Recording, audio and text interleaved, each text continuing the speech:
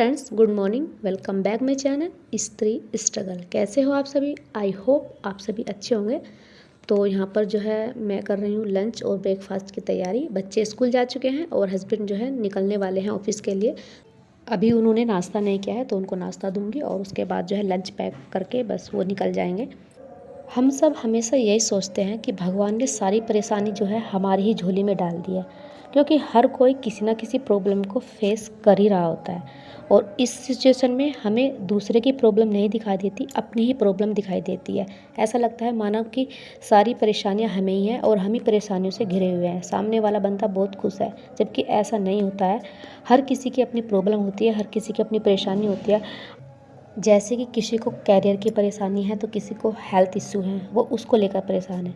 किसी की अपनी पारिवारिक प्रॉब्लम है तो किसी को पैसों को लेकर परेशानी है। तो कोई एग्ज़ाम को लेकर परेशान होता है कि फ़ेल हो गया तो अब क्या होगा। किसी को अपना रिश्ता ख़त्म होने पर परेशानी है। तो इसी तरीके से हर कोई इंसान, हर दूसरा इंसान किसी न किसी परेशानियों से घिरा हुआ है।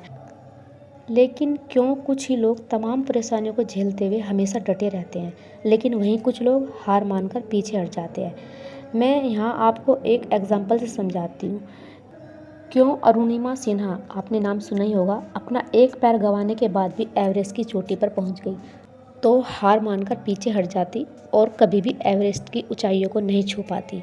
ऐसा ही आपने एक नाम सुना होगा सुधा चंद्रा जी का। सुधा चंद्रा जी का एक पैर सिंथेटिक होने के बावजूद भी वे एक बहुत अच्छी डांसर बन चुकी है। और अगर ऐसे इंसान अपनी लाइफ में हार मान लेते तो वे कभी भी सक्सेस की सीढ़ी नहीं चढ़ पाते। इसलिए इंसान के अंदर हौसला ज़िंदा रहना चाहिए, बस ज़रूरत है तो हौसले की। वरना हर जिंदा इंसान के पास प्रॉब्लम होती है, वरना मुर्दों के लिए तो लोग भी रास्ता छोड़ देते हैं। कुछ इंसानों को यह भी लगता है कि हमारी नौकरी होती तो ये प्रॉब्लम नहीं होती, पर ऐसा नहीं है। नौकरी मिलने से आपकी कुछ प्रॉब्लम कम हो जाएंगी, लेकिन दूसरी प्रॉब्लम जन्म ले लेंगी। वहाँ पर किसी न किसी से कोई ना कोई हमेशा परेशानी रहती है। जैसे कि किसी को अपने सीनियर से परेशानी है तो किसी को अपने घर से दूर रहने की परेशानी है, किसी को छुट्टी नहीं मिल रही तो वह इस वजह से परेशान है, कोई अपने परिवार से अलग रह रहा है तो इस वजह से परेशान है। किसी नौकरी करने वाले अगर आप इंसान से मिलोगे तो आपके सामने वह अपनी समस्याओं का पिटारा खोल कर रख देगा। इसलिए आप जहाँ हो, जैसे भी हो, जिस भी कंडीशन में हो, खुश रहकर आगे बढ़ने की कोशिश करते रहे। मुझे लगता है ज़िंदगी में खुश रहना भी हर किसी के बस में नहीं है। ये भी एक कला है जो हर किसी के पास नहीं होती। आपने देखा होगा जिनके पास कुछ भी नहीं होता फिर भी वो खुश रहते हैं, और जिनके पास सब कुछ होता है वो फिर भी दुखी रहते हैं। ऐसा क्यों? वो इसलिए कि वो थोड़े में भी सेटिस्फाइड हो जाते हैं, लेकिन अपनी कमज़ोरियों को अपने ऊपर हावी नहीं होने देते। इसीलिए अपनी किसी भी प्रॉब्लम को अपनी ज़िंदगी की रुकावट मत बनने दीजिए, खुश रहिए। वो कहते हैं ना, अगर किसी प्रॉब्लम ने जन्म लिया है तो उसका सल्यूशन भी ज़रूर होता है। और ये प्रॉब्लम जो होती है ना, ये एक समय तक ही सीमित होती है। हर चीज़ का अपना एक टाइम होता है, कुछ समय तक रहती है और फिर धीरे धीरे अपना आप चल जाती है। बस आपको ज़रूरत होती है हौसले की और डटकर मुकाबला करने की, और आपदा में अवसर ढूंढने की। हमेशा आपदा में अवसर ढूंढने की कोशिश करें, तभी आप अपनी लाइफ में कुछ अच्छा कर पाएंगे और सक्सेस हासिल कर पाएंगे।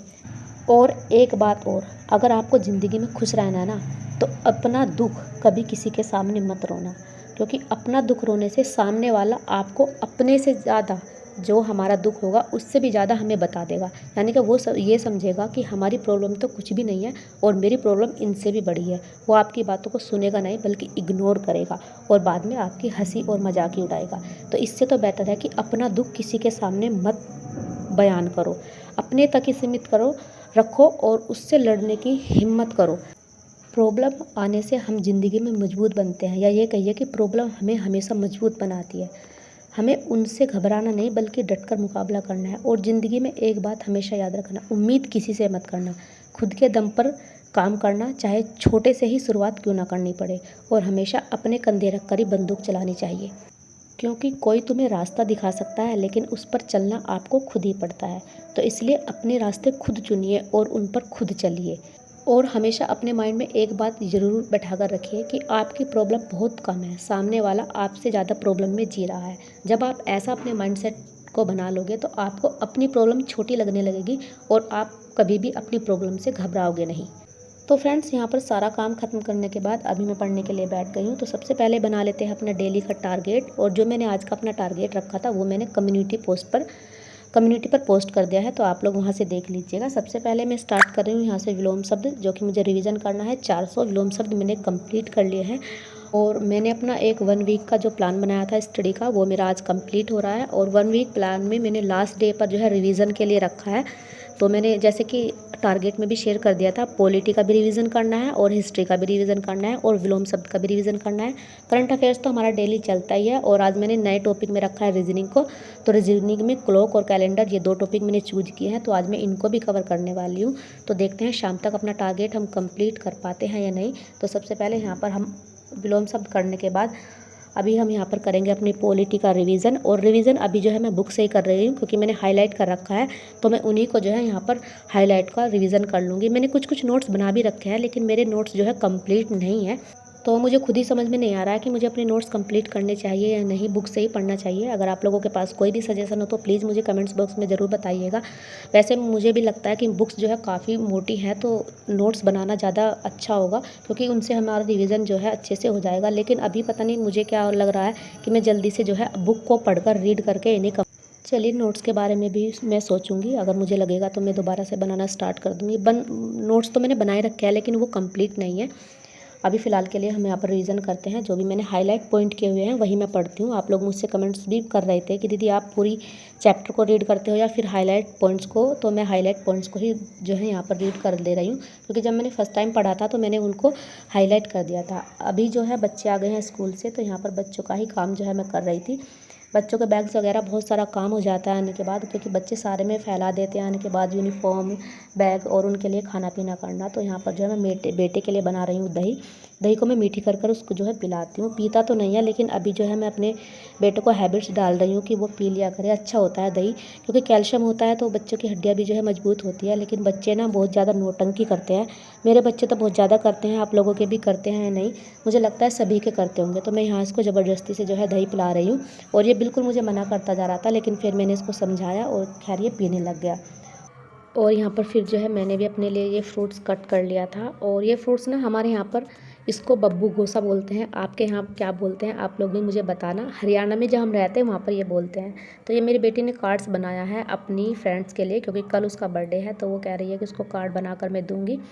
तो अभी स्कूल में से आए हैं तो थोड़ा सा रिलैक्स करेंगे इसी तरीके से। और अभी जो है मैं बैठ गई हूँ दोबारा से पढ़ने के लिए, और यहाँ पर मैं करूँगी रीजनिंग। और रीजनिंग में घड़ी और कैलेंडर, ये 2 जो टॉपिक हैं यही मुझे आज कवर करने हैं। तो इस बुक्स को भी मैंने ले रखा है। बुक्स में से कुछ देखेंगे, पढ़ेंगे, समझेंगे, और साथ के साथ जो है यूट्यूब वीडियो से भी मैं कवर करूँगी यहाँ पर। तो उन्हीं को मैं यहाँ पर देख रही हूँ, और जो मुझे लगेगा उनको नोट डाउन करती जाऊँगी। वैसे रीजनिंग जो सब्जेक्ट है लगता हार्ड है, लेकिन होता इंटरेस्टिंग है, क्योंकि इसमें इंटरेस्ट आता है रीजनिंग को बनाने में, उनको निकालने में, उनका सोल्यूशन करने में। तो काफ़ी जो है अच्छा लगता है। मेरी बेटी खुद मेरे साथ बैठ जाती है जब मैं रीजनिंग वाला टॉपिक करती हूँ ना, तो वो खुद कहती है कि मम्मा इसका आंसर मैं दूँगी, इसको मैं ऐसे करूँगी। तो उसको भी जो है काफ़ी इंटरेस्ट आता है इस सबको करने में।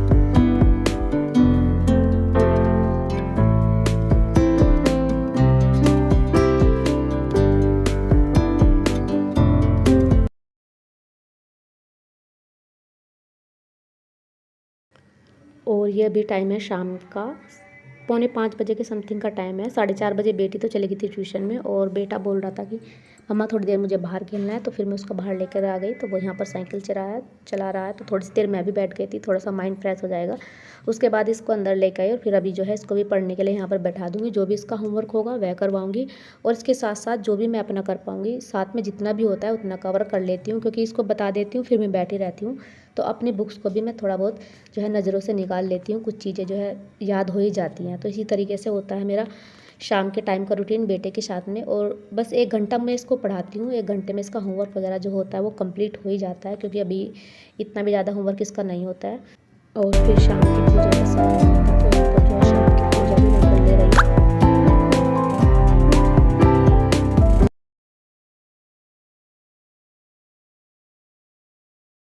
और अभी जो है मैं आ गई हूँ किचन में, क्योंकि अभी जो है रात के खाने का भी टाइम हो रखा है। तो सबसे पहले यहाँ पर मैं बर्तन साफ़ कर दे रही हूँ।